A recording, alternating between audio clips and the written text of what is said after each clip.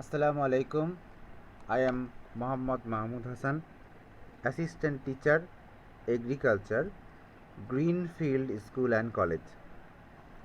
Today I am going to discuss about Lesson 7, Water for Livestock. It is under Chapter 3. Water is called life. Without water, man, animal, birds, and plants cannot live. Water is essential to the translocation of nutrient elements from one place to another in the body. It is necessary for digestion, metabolic activities, and to emit polluted matter from the body. Water has a role to control body temperature. Water is essential element for living bodies. Water is maximum amount the body building elements. The amount of water is animal the amount of water in animal body is 70%. Figure: a domestic animal and a domestic bird are drinking water. Sources of water for domestic animals and birds: clean and pure water from tube oil, pakka dug well, pond, etc. Function of water in the bodies of animals and birds. Water helps to absorb food, control body temperature and digest food, transmit nutrients to cell, maintain body fluidity, and transport different types of enzymes. Water deficiency problem of domestic animals and birds. There will be obstacle to taking other foods if sufficient amount of water is not taken. The production of animals and birds and their weights will decrease.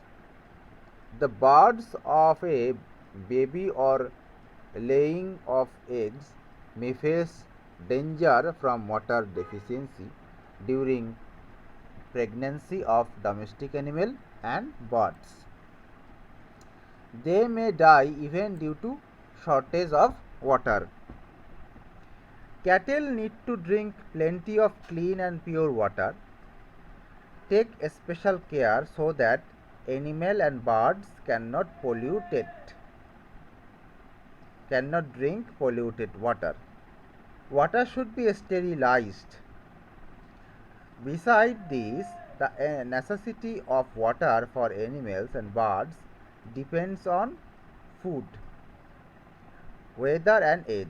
Water is more needed in summer than in winter. Water requires more if dry grass and granular feed are taken more. Water requirement: water is more essential for milking cows. A milking cow daily drinks 30 to 40 liters of water. A hen drinks water um, double of its food taken.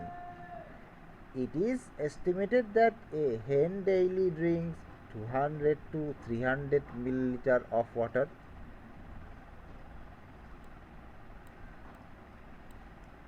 Now I am going to discuss about characteristics of seeds. Lesson 8. The seed is a medium of plant breeding. New plants grow from seeds. Seed means fertilized and mature ovule. For example, the seed of paddy, wheat, jute, etc. In broad sense, seed is any living part of plants which is used as the medium of propagation of paddy, stalk of sweet potato, stem of sugar cane, leaf of air plant, onion, etc. This is this is a figure of soybean. This is a figure of groundnut, and this is a figure of lady's finger seed.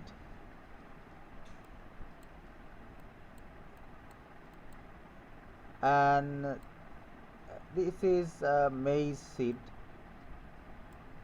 This is black gram barley 3 variety, and this is cucumber seed.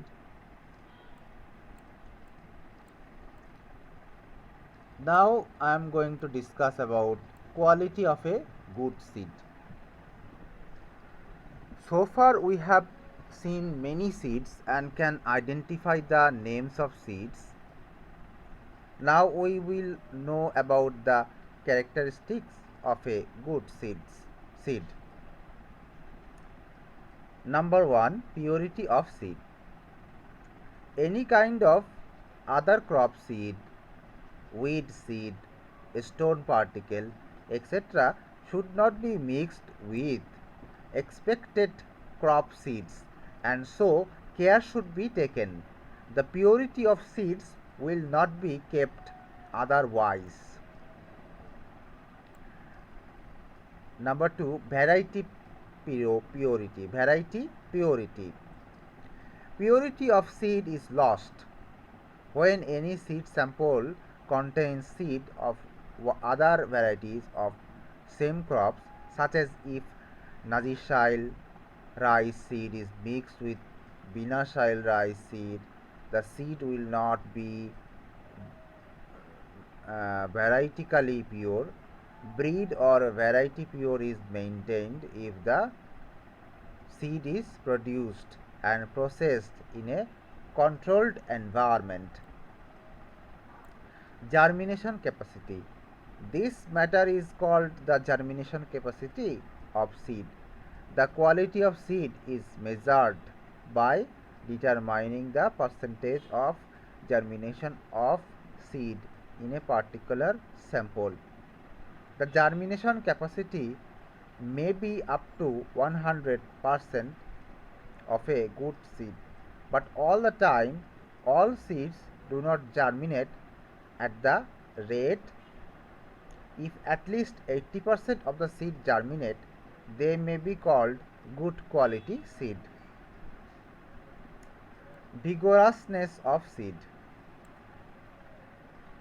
When the seedlings of the sample are vigorous, living and healthy can grow under adverse conditions, the seeds are called as high vigorous seeds. Humidity. Humidity of seed. The percentage of moisture contained in seed of a sample is called seed moisture. Seed moisture keeps seed living. 8 to 10% moisture is best to keep cereal seed grains well. This is normal rice seed and this is abnormal rice seed. Seed color. Seed of every variety has an independent color. So, a good seed should have normal bright color. Normal bright color is the primary symptom for identification of good seed. Now I am going to discuss about lesson 10, classification of seeds. Classification of seeds will be discussed in this lesson. Seeds may be classified in different ways, such as according to use, seeds are divided into two divisions. Botanical seed, number A, botanical seed, B, agronomical seed. Botanical seed. According to plant scientists, fertilized and mature ovule is called seed. For example, rice, jute, wheat, etc. seed. According to agronomical scientists, any plant part that under favorable condition can provide new plant of self variety is called agronomical seeds. For example, rice seed, wheat seed, ginger and turmeric bulb, vine of sweet potato, tassel gourd root, sugarcane stem, etc. Seeds are divided into two categories based on the presence of seed coat. For example, seeds without seed coat, seed with seed coat. There is no seed coat in this seed, such as pine, cycas, etc. There is seed coat in these seeds, such as rice, wheat, jute, mustard, etc. Seed is divided into three divisions according to cotyledon. For example, monocotyledon, dicotyledon, polycotyledonous seed. Monocotyledonous seed. Only one cotyledon is in the seed, such as rice, wheat, maize, etc. Dicotyledonous seed. Two cotyledons are in the seed, such as gram, mango, jackfruit, etc. Polycotyledonous seed. More than two cotyledons are in the seed, such as pine.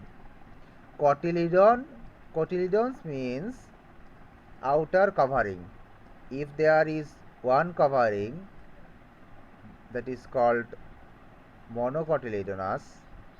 If there is two cover, that is called dicotyledonous. If seed contains only if seed contains many cotyledons, it is called polycotyledonous seed. Now I am going to discuss about classification of fertilizer. This is lesson 11. Plants take food from the soil as similar we eat food.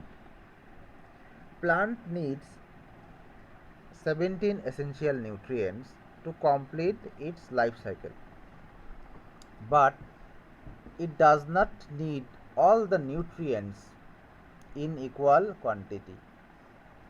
It requires some of the nutrients more.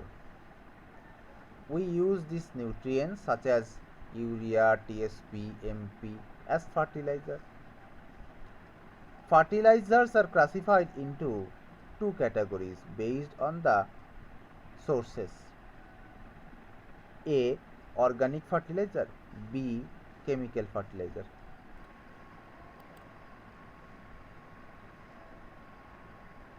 Here in this picture, it is urea, it is TSP and it is MP. Urea fertilizer is particle size of urea fertilizer is very large. TSP is medium, where MP is powdered form. MP fertilizer is in powdered form. Organic fertilizer. The fertilizer which is produced from bodies of living beings, that is from debris of plants and animal, is called organic fertilizer, such as cow dung, compost fertilizer, green manure, oil cake, etc. All necessary food elements for plants and animal available in organic fertilizer. Advantages of using organic fertilizer in land. All the necessary plant nutrients are available in the organic fertilizer. It increases fertility of soil. It increases the activities of the soil microorganisms. It develops soil structure. It increases water absorption capacity of soil. It increases air movement in soil. Chemical fertilizer. Fertilizer produced in the factory is called chemical fertilizer. Example: urea, DAP, gypsum, zinc, etc. The table below shows a list of some fertilizers and the nutrients. Urea. The main element of urea is nitrogen. The main nutrient of TSP is phosphorus, calcium. The main nutrient of MP is potassium.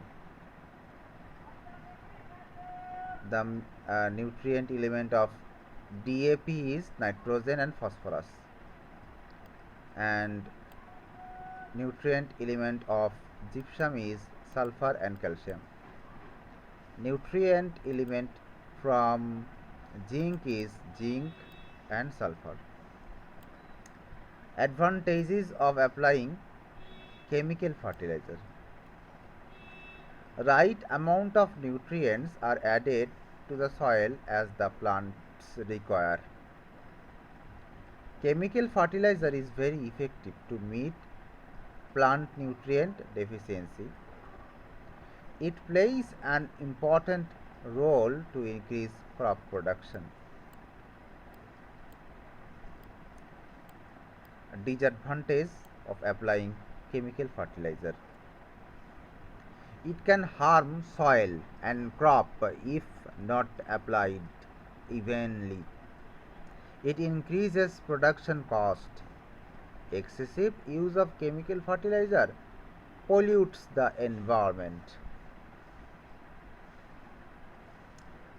Now this is the last lesson: use of fertilizer in agricultural activities.